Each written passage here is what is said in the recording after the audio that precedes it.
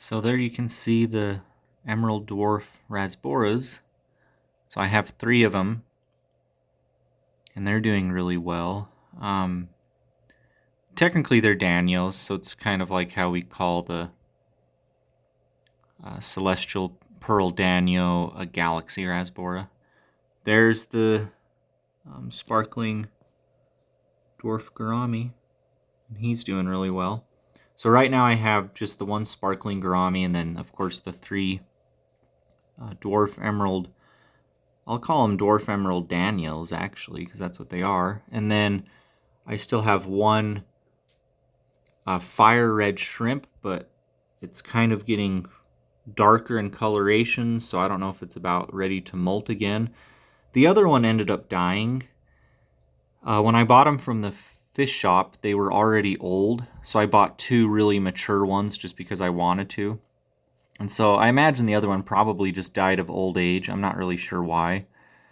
And the other one's getting darker in color. You know, maybe if someone can inform me, you know, why is that the case? Maybe just because it's getting older. So anyway, yeah, things are working out. I do have ram's horn snails, so the adults mated and then they died, and then I didn't see any ram's horns for about a month, and then I saw a bunch of little baby ones.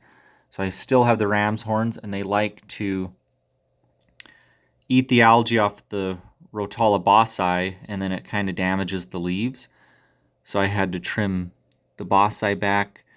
The front stem's doing okay up top. The back stem's a little healthier, but they've kind of damaged these leaves right here. This is I think it's actually a Crypt Wenti red or a bronze, but it just stays small in this tank just because of the lighting. And, you know, it's a low-tech tank, low sustained growth. So I'm pretty sure it's actually a Wenti, even though it looks, for its growth pattern, kind of like a lutea, like a Crypt lutea walkeri or whatever. And then, of course, I have the Ludwigia triple red, and I trimmed those down. I recently just trimmed them a couple days ago, and I put some more root tabs back there. I put some root tabs under the crypts. I put some root tabs up here, just kind of everywhere.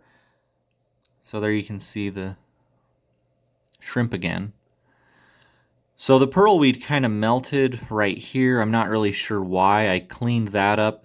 There was a little algae in there just because it was, you know, dying, and there's a concentration of nutrients. And so I put some more root tabs down here. And then the Amazon sword, I think it's Zwangensis. It's like a Mandarin name. There's a little bit of the Amazon micro sword. So it's not like the micro chain sword, and it's not the Brazilian sword. It's a different type of dwarf Amazon sword. Anyway, you can see that it finally has taken off. And so I knew in the back of my head that it can take about 6 months for a low tech to actually fill in and balance and grow. And this probably has been about, you know, 5 to 6 months since I've purchased this. So I am putting root tabs back here on this side and back below the Ludwigia. I'm just using the Aquasoil root tabs that come with the Aquasoil now, because the later versions of the Aquasoil aren't really the same as they used to be. It's not really coming from the same source. It's not really the same soil, just FYI. Like, Aquasoil isn't really what it like ADA Aquasoil isn't actually what it used to be. It's not even from the same area. So anyway, they're sending you those little fertilizer sticks. I put those in the substrate, and then I have the C-Chem fertilizer pellets, and I put those in there as well. So hopefully the pearlweed can bounce back. It's growing up here too, but it's kind of decided to melt in some of these areas, and so these are only getting nutrients from the water column. And so if I get busy with work and I don't fertilize, or I'm not doing regular water changes, of course it's easy for a 4-gallon aquarium.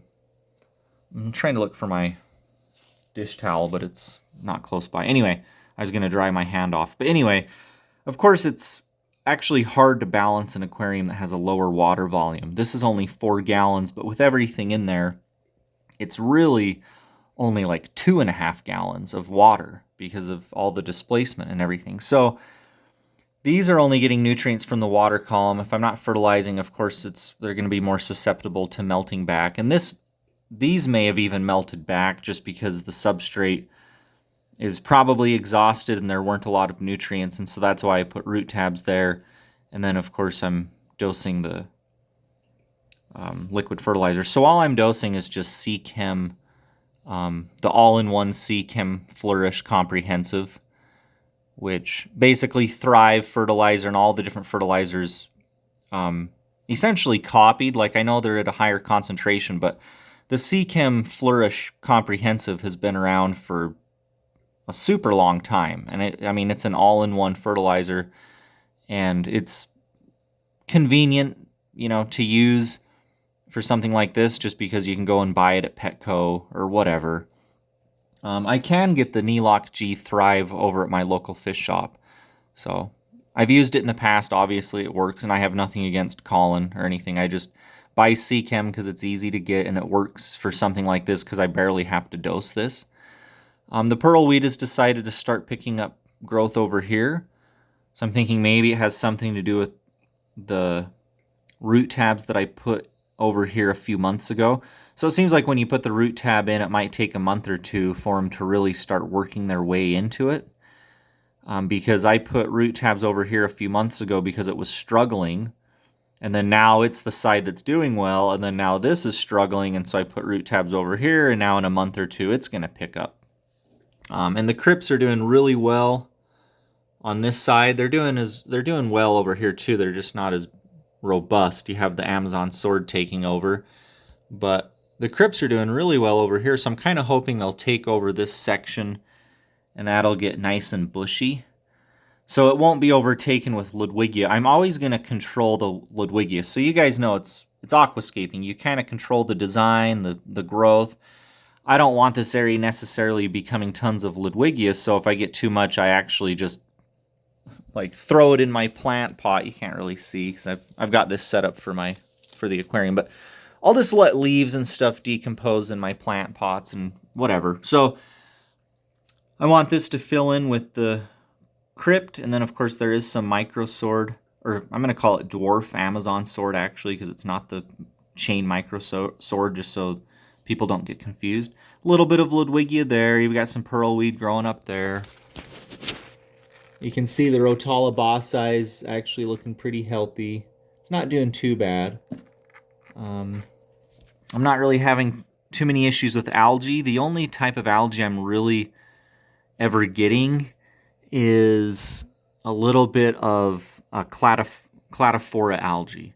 So kind of that coarse, that algae that feels really coarse, that hair algae. It's not the soft or slimy string Spirogyra algae. It's the cladophora, which if you've ever had cladophora, it's kind of like a coarse feeling. But yeah, I've just been busy with my business. Things have been a little harder this year just with it seems like with the economy and everything, so I'm just trying to hustle with that. I haven't really had time or money to set up a larger aquarium. What's been going on with me as far as my personal life is my sister got married a couple weeks ago. That was a lot of fun. That was really cool. Her fiance, now her husband, is a really nice guy. Like, he's actually a really cool, down-to-earth guy, so she deserves that. This may be a little bit too personal, but about a month and a half ago, my dad passed away. So, yeah, it sucks. Like, he was old, but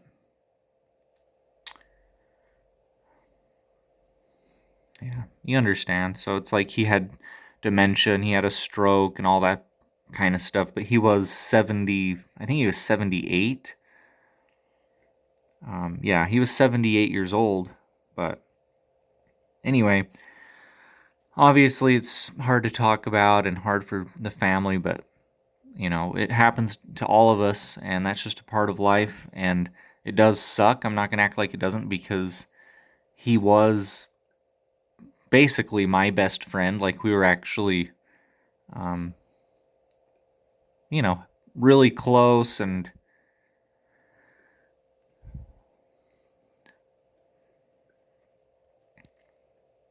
anyway, that's one of the reasons I haven't been uploading. But yeah. And he's basically the person that, you know, got me into aquariums.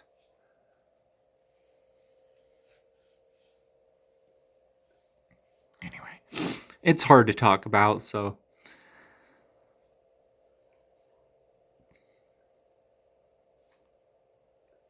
Anyway, I probably shouldn't have talked about it.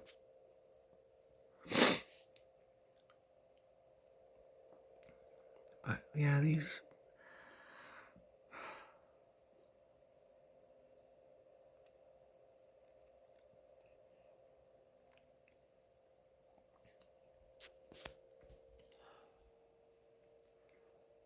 guys are doing pretty sweet. So they like their setup. They like their life. I'm just feeding them like a really nice organic flake food. It's not anything special, like it's not some specialty brand or anything, but the ingredients look good. They don't have any artificial dyes, and to me it seems like it's a pretty healthy feed, and they seem to like it. They actually like it more than the brine shrimp, than the cichlid medley, or even the mysis shrimp. Like, I bought all that fancy frozen food, which of course cichlids love, and you'd think the sparkling gourami and the Daniels would like it because they're omnivores, or even the shrimp, but they really don't like it that much. Like, it doesn't have enough flavor for them or whatever. Like, sometimes frozen food doesn't always actually have the most flavor. It kind of depends on what brand you get, but just like that generic brand, you know, it kind of seems like only cichlids really like it.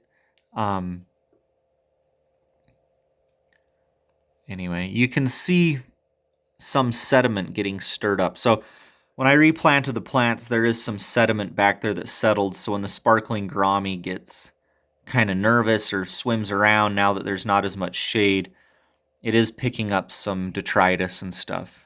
And so, you know me, the water's not totally crystal clear, and that's my whole OCD thing. I always like the water to be really clear, you know, especially if I'm making a video. But you can just see like there's a little bit of stuff back there just because I couldn't siphon the...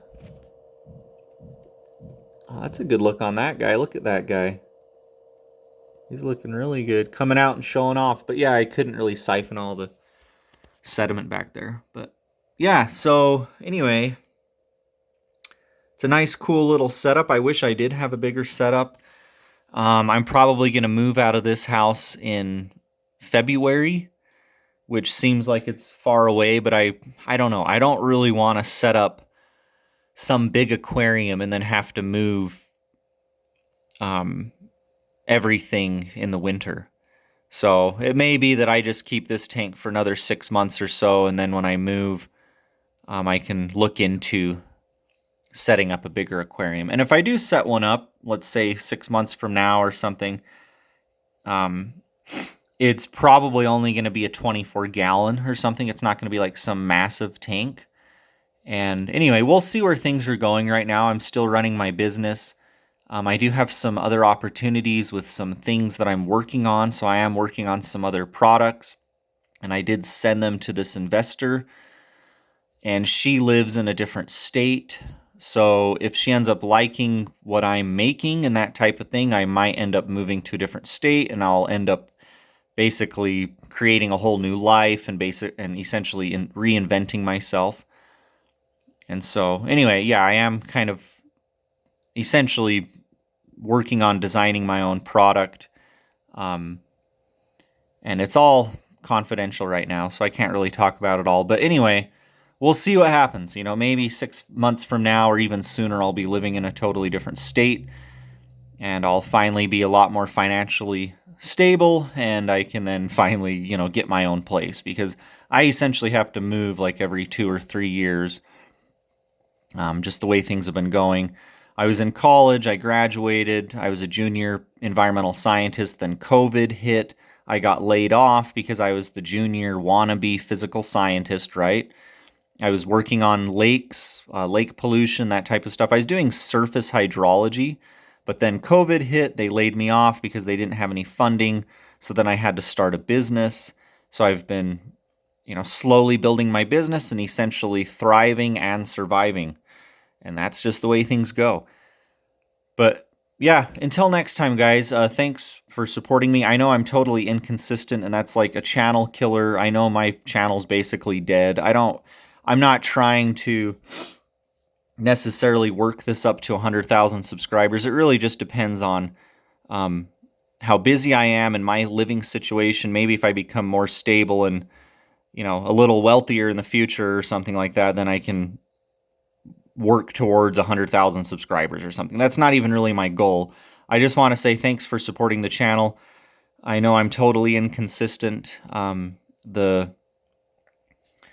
The pace of this channel probably is never going to be the way it used to be. It really just kind of depends. I'm also looking into doing a different YouTube channel, more in the direction of morals and culture and politics, just with everything that's going on in the world, just with all the elitism, globalism, even the divisive hate among ethnicities within the media, just everything. And in my opinion, all the woke nonsense. Like I'm not really, I don't even call myself right or left. I'm more of just independent. I'm a visionary. I think we should have a visionary party. We're not red and blue. We're red, white, and blue. Like, where is the visionary party? Where is the white party? We need more scientists, artists, architects, creators in the government. There's just a lot of stuff that I've analyzed, that I've come to logical conclusions about, that even ChatGPT agrees with me on when it comes to race, when it comes to ethnicity, when it comes to culture, when it comes to politics, when it comes to economics, all that kind of stuff.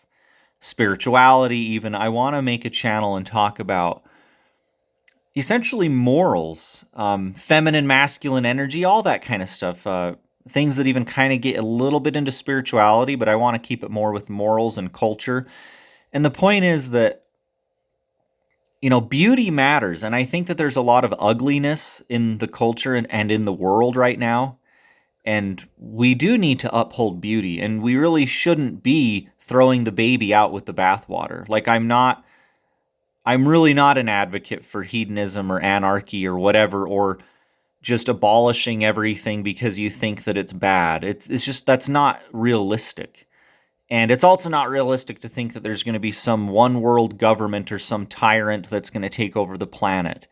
Essentially, we just need to uphold truth. Like, some morals are true. The consequences are objective. The consequences are not subjective.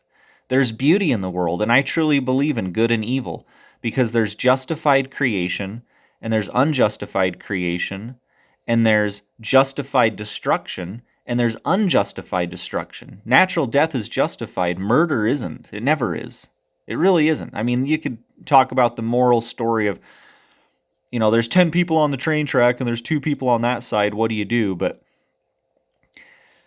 when you think about it long enough, there is some entity of light and there's some entity of darkness, and the darkness could just come from our immature prefrontal cortex. It could just be the evolution of our brain. It doesn't even have to be some metaphysical thing. I'm not talking about some guy on a cloud or some devil that's living in outer darkness. It could just be our prefrontal cortex isn't evolved enough for our limbic system. But there is some kind of darkness within the human that doesn't seem to exist as much in nature. And then people will say, well, it all happens for a reason. It's all meant to happen. And that's true to an extent because it is happening, but it doesn't mean we're not evolving. And it doesn't mean that we can't actually progress and that we can't actually expand and become more enlightened, because we really can. We really can. When you meditate on it long enough, when you analyze it long enough, when you really think about it, and you let go of all the thinking, so you do the opposite of analyzing, but then you come back to analyzing and yada, yada, yada. There are truths. There are objective truths. Beauty matters. I think there's a lot of ugliness in the culture, and I don't like it. Like, I don't think it's cool to sing about hoes and raping and money and vulgarity and sex and all this stuff. I don't think that's a good idea. And that's just one tiny example. And I also don't think it's a good idea to hold resentment for one another. Like, I don't think it's a good idea that everyone is going around scapegoating every other ethnicity, like essentially talking bad about every other ethnicity, and they're learning that from the media and they're learning that in the universities. That's not right. Okay, they're conflating their resentment with supposed karma and then saying that it's someone's karma, and that's not even how karma and justice work. It's just unjustified resentment and vengeance. And where are they learning it? They're learning it from the media, they're learning it from the universities. And yeah, I'm just going to go ahead and say it. It is cultural postmodernist Marxism bullcrap. It's not justified. Like, it's not justified going around thinking that people owe you something. What you need to do is you need to work beyond it. You need to move beyond it. You need to create a new system. We need to create our own systems, whether it's fighting against Monsanto or globalization of the food, or whether it's fighting against this psychological advertising. Like, corporations have basically gone into psychological cultural advertising, if that makes sense. It's like they're advertising to you on the basis of identity and culture and ethnicity, and then they're getting you to buy their stupid product because of that. It's just all deep psychology. And one of the main reasons that we are essentially controlled within this system is because we've been separated from our food. The foundation, you could call it, of the dark pyramid, or if you want to get into some conspiracy theory, basically, it's like feudalism. The foundation of how you control people, like the foundation of the pyramid, is you take them away from their food. You separate them from the land. That's like the secret of all the secrets, even before the fiat monetary Ponzi scheme. Yada, yada, yada. Go ahead and call me some whack job. I've got a lot of rational conclusions. I have tons of logic. I've thought about it more than a lot of people. I have a lot of arguments that are more coherent than even Ben Shapiro or Jordan Peterson or even Sam Harris. So what I'm getting at is I'm going to start a channel. I'm going to be talking about morals, culture, all that kind of stuff. And it sounds all crazy right now, but I am well versed enough to even debate with Jordan Peterson or with Ben Shapiro or with any of the woke nonsense, because they're just not logical conclusions. They're essentially just, it's like power masquerading under the guise of social justice, and really it's just a power move, and they're just a bunch of hypocrites. And then the other crap that's going on is it's essentially, like I said before, just they're conflating supposed karma with unjustified resentment and vengeance. And it's like, who are they? Well, it's any person that falls for ethnic division and scapegoating specific ethnicities. Just because someone looks a certain way doesn't mean that you can scapegoat the entire ethnicity, or that you can scapegoat that person just because they look a certain way. And then these young adults and these people have been taught all this nonsense and hypocritical bullshit in the media and in the universities, and it's totally unjustified. It's not how karma works. It's not even what karma means. Karma doesn't mean vengeance, and it's not justice, because it's unjustified. It's just resentment. And I'm not the one going around advocating for all this stuff, so maybe you hear some resentment in my voice, but I'm just defending my reality. I'm not the one that's going around and sparking up all these hypocritical conclusions. You get what I'm saying? Like, I'm not the one that's going around telling people that they owe me something. You owe me something. No one owes anyone anything. That's not how reality works. It's like people don't understand the true nature of reality. So we can work better. See, so what we need to do is we can work towards being more charitable towards one another and helping to reduce suffering. You can never end suffering. That's why being equitable is nonsense. Equity is a false concept.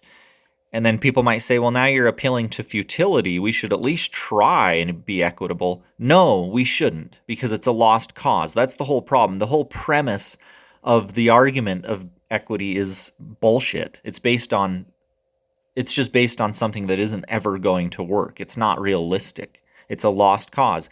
What we should strive to do is to be more charitable.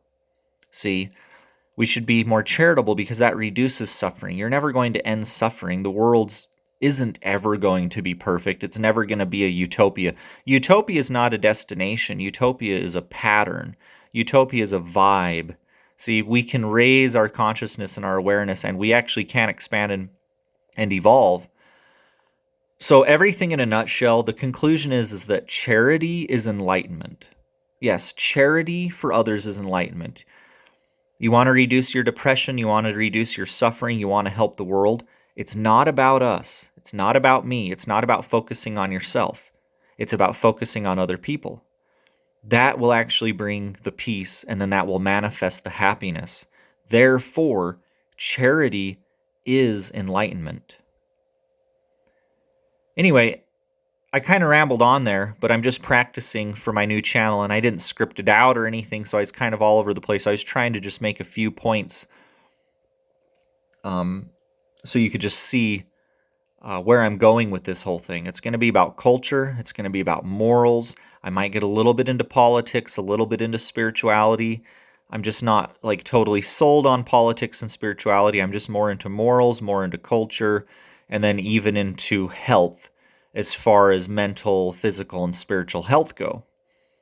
Because, mental health and politics and all of those things, and even culture, they're downstream of morals. See, morals are the foundation, and then what's the foundation of the morals? That's kind of getting into the cosmic and the metaphysical, where you could say, okay, the morals are basically the foundation of everything, even religion, but what's the foundation of morals? Well, it's that still small voice, right? It's the spirit. It's your true self. Hinduism calls it your true self. Christianity calls it the spirit, whatever. Protestants call it the still small voice. There's something beyond your ego. There's a quiet voice that gets shunned by the fear. There's a quiet voice that gets shunned by the superego and the id ego and all the voices and all the false values. There's always something, the consciousness. There's something beyond. That's even the foundation of the morals. That's that light. And I'm not someone that advocates for nullifying darkness. Darkness serves a purpose. It's to be seen as a backdrop and an example. Darkness is not supposed to be indulged in. It's an example. It's the backdrop. It's the contrast to the light. See, light only shines while facing the dark. Let me say that again. Light only shines while facing the dark. That's true physically. That's true metaphysically. Like, that has a lot of meanings. Light only shines while facing the dark. That's integrating your shadow, whatever you want to call. I'm incorporating Carl Jung, I'm incorporating Christianity, Hinduism, whatever, morals, stoicism. I call it stoic spirituality. So the foundation of everything is essentially our morals, and we have to agree on that, right? And that's the ontology. It has to be ontologically sound among all people. Like, basically, we just have to agree on what is reality, and that creates the mental health, the society, the community, the culture, the religions, yada, yada, yada. And all of those moralistic ideas, they start from a voice. It's a voice. There's a voice that you have to cultivate that's very sensitive, that's very quiet. You could even say it's God. You could even say that you're God, right? We're a part of the universe. I'm not talking about just some man on a cloud. There's an obvious energy creating the universe, and nobody knows where it comes from. String theory doesn't prove where it comes from. None of the physics prove, none of the quantum mechanics. They show that there's a quantum wave, but they don't show where the wave comes from. Nobody knows where the energy and the force for the emergence is coming from. We have emergence and we have entropy, but there's always something working against the entropy. There's something, there's some energy that's always continually forming, and it came from somewhere. We don't know where it came from. But it seems like the voice inside our head, there's a metric of our brain, or you can believe that you have a spirit. There's something in us that then creates our reality, that then dictates our reality. There's an observer. The observer, we decide what the reality is going to be, and this has been proven with the latest Nobel Prize winners in physics. They've basically proven that our observations do change the local reality, that there is no local truth and no local reality, and that our perception and observations actually alter the reality. That means something. We don't know what it means, but it means that we have more influence in our own universe and reality than we realize, even at the quantum level. So there's just some, so the whole point in trying to tie all this together is that there's some direction, there's something. And people say, well, no, there's no purpose, there's no meaning, I'm a nihilist or whatever. But there seems to be some type of evolution and expansion. You can see it even with just the evolution of the species on the planet. And it's all tied together through these morals. And the morals protect our species and they protect the planet. And then these morals come from this voice. And so it's like the voice is just coming from the universe itself. It's intrinsically intertwined. It's like the voice is a part of us and a part of the earth and a part of the universe. And it's telling us how to protect ourselves from us. It's crazy. Like it's basically telling us within our own hearts and minds and souls, or whatever you want to call it, that, hey, you need to act a certain way and do this if you want to continue to expand and if you want to continue to evolve. And then that kind of gets into the whole alien theory. Do you believe in aliens? Do you believe in God? Do you believe aliens are God? Do you believe aliens are devils? Whatever you want to believe. Some of this is getting into just beliefs. And that's why I kind of want to stay away from the spirituality and the beliefs and the concepts, and I just want to rest on the morals. See, the morals, we may not be able to fully explain what is our consciousness and what is our conscience and where is this still small voice coming from. But we can at least agree upon that if we come up with some set morals and we uphold those morals and we want to create a beautiful culture and a beautiful world, that is going to allow us to continue to evolve and to continue to expand, because the antithesis, opposite of that is we go extinct. And so it's like all of this is just predicated on, are we going to evolve or are we going to go extinct?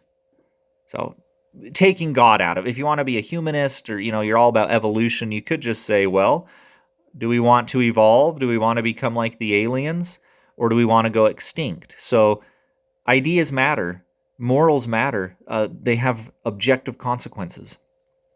Anyway, that's it. So, I'm going to be starting a channel that pertains to this kind of stuff. This is where my energy is moving. This is where my spirit and my intention is moving. These are my intentions, to bring awareness to essentially lies, because what it is it's predicated on the evolution. Are we going to evolve or go extinct? Well, the point is, are we going to have life-affirming outcomes? Are we producing human flourishing? Are we going to produce human flourishing and life-affirming outcomes? Or are we going to produce ugliness? Are we going to destroy ourselves? See, the way we're taking care of the environment right now is really ugly. A lot of the music in the media is very ugly. A lot of the ideas that people have are very ugly. Those don't tend to lead toward growth and life-affirming outcomes and human flourishing and evolution and expansion and those type of things. So, I think you get the idea. Anyway, thanks for listening. Until next time, peace out. And keep your sleeves wet. Boom. See you later. Bye.